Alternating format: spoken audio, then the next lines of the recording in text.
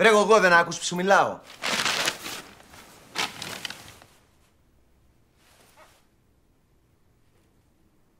Εντάξει με ρε Αλέκο.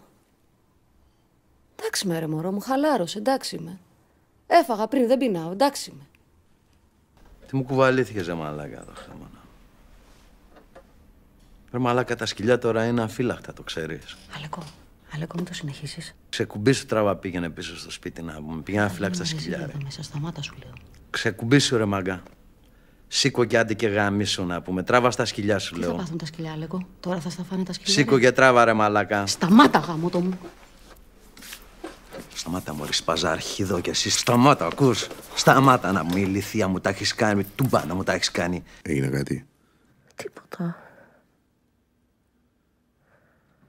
Από χαρά κλαίω. Κολλώ, με πιάνει κάμια φορά. Από χαρά.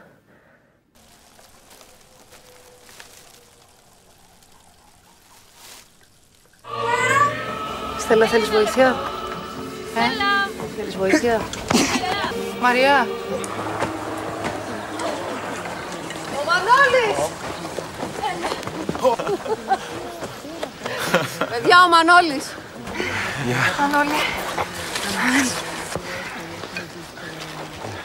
Τζίνα. Χάρηκα, Μανώλης. Σε λίγο μάλλον θα είμαστε και συνάδελφοι στο πανεπιστήμιο. Α, είστε καθηγητής? Ευελπιστώ. Είμαστε συμφοιτητές.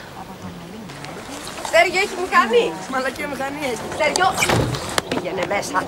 Ο Μανώλη είναι ο φίλος του. Είναι σε ανάρρωση, ήταν στο νοσοκομείο. Περαστικά εύχομαι.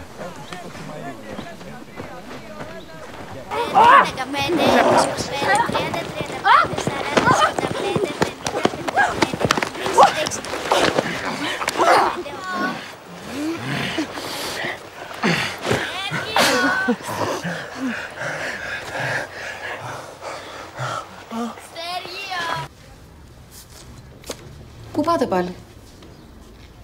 Είπατε κάτι, κυρία? Σαρλί, ναι. Πού πας, είπα. Στη δουλειά μου, αν μου επιτρέπετε. Ο γιατρός εδώ μας έχει πει ότι είμαστε έτοιμοι για χειρουργείο. Ο γιατρός, όχι ο διευθυντής. Και πότε δηλαδή σκοπεύει να μας πει ο διευθυντής? Πας, έρχεσαι, μας βλέπεις, σε βλέπουμε. Χειρουργήθηκαν όλοι, άδειασε ο θάλαμος. Και εμείς εδώ, μπάστακες. Πού έχουμε έρθει και πρώτοι? Ο επιμελητής από εδώ δεν σας είπε ότι τα χειρουργεία μας έχουν δουλειά? Με τι ασχολείστε, κυρία μου? Δουλεύω, δεν ασχολούμαι, κύριε. Δασκάλα. Ήρθα εγώ να σας πω πώς να διδάσκετε. Μπορείτε λοιπόν να μας αφήσετε και μας να κάνουμε τη δουλειά μας? Κάνετε την ντε, αυτό λέμε. Εκτός αν είναι αλήθεια ότι αν δεν κάνουμε εμείς πρώτα κάτι, δουλειά εδώ μέσα δεν γίνεται.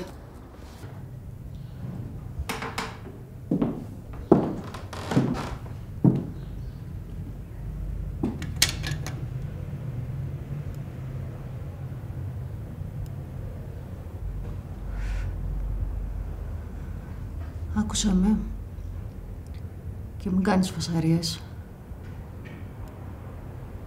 Αυτό είναι το σπίτι σου τώρα. Είδες τι ωραία ρούχα φορέσαμε. Έλα τώρα σε καλό κορίτσι.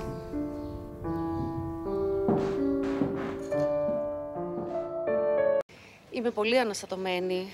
Πριν μερικές εβδομάδες που ήταν καλεσμένος στην εκπομπή μου, τίποτα δεν προμείνει αυτό που θα συνέβαινε. Εδώ και 20 χρόνια κάθε πρωί ξυπνάω στις 4. Ακόμα και τα Σαββατοκύριακα που δεν έχω εκπομπή, ξυπνάω στις 4. Δεν μπορώ να κοιμηθώ παραπάνω.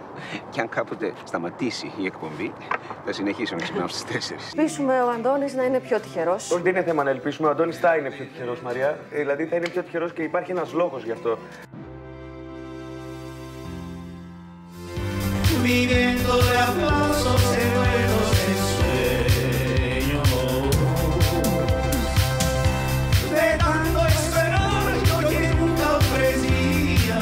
Μαζί με τη Νίκη παρουσιάζουμε μια καινούργια εκπομπή. Την Νίκη, έχετε φέρει έναν φρέσκο αέρα στην εκπομπή. Ευχαριστούμε, χαιρόμαστε. Αναμφισβήτητα. Ναι. Και από ό,τι φαίνεται έχετε κερδίσει και το στοίχημα, γιατί τα νούμερα ανέβηκαν θεαματικά. Εντάξει, αυτό θα φανεί σε βάθος χρόνου, όπως ξέρεις πάρα πολύ καλά. Είναι πολύ νωρίς ακόμα για να το πούμε Πίστεψέ με, αυτό. Παύλο μου, έχει ήδη. Το δάχτυλο μοιάζει να είναι, δηλαδή να ήταν το αριστερό δάχτυλο, ο αριστερός δείκτης του.